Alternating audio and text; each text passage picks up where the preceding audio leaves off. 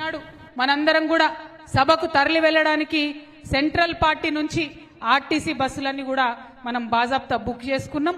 అందరి కూడా వసతులు కల్పించడానికి ఆర్థిక వనరులను కూడా మంచిగా సమకూర్చుకోవడం జరిగింది. మరి ఏ గ్రామానికి ఏ బస్సు వస్తుంది, ఏ గ్రామానికి ఏ బండి వస్తుంది, ఆ డీటెయిల్స్ అన్ని కూడా మీకు చెప్పడం జరుగుతుంది.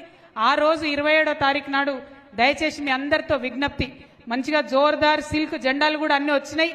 ప్రతి గ్రామంలో మంచి గులాబీ జెండా పొద్దున్నే ఎగరేసుకోవాలి. ఆ తర్వాత బస్సా బండా ఏది ఉన్నదో బయలుదేరి ఖచ్చితంగా సభాస్థలికి చేరుకోవాలి.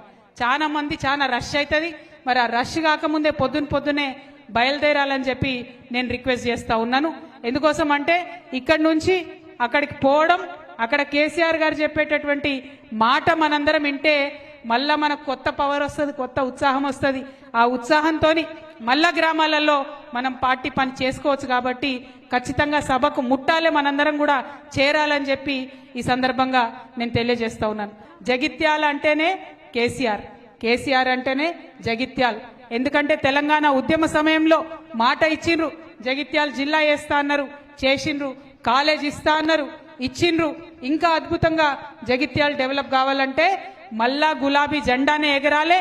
అది జగిత్యాల్లో లోకల్ ఎలక్షన్ నుంచి ఎమ్మెల్యే ఎలక్షన్ దాకా, ఎంపీ ఎలక్షన్ దాకా ఎన్నిక ఏదైనా ఎగిరే జెండా ఈ గులాబీయే కావాలని చెప్పి మనందరం కూడా ప్రతిజ్ఞ తీసుకోవాలి.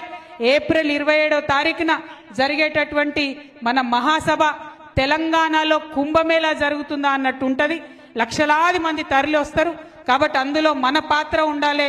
జగిత్యాల పిడికిలు కూడా అక్కడ లేవాలి.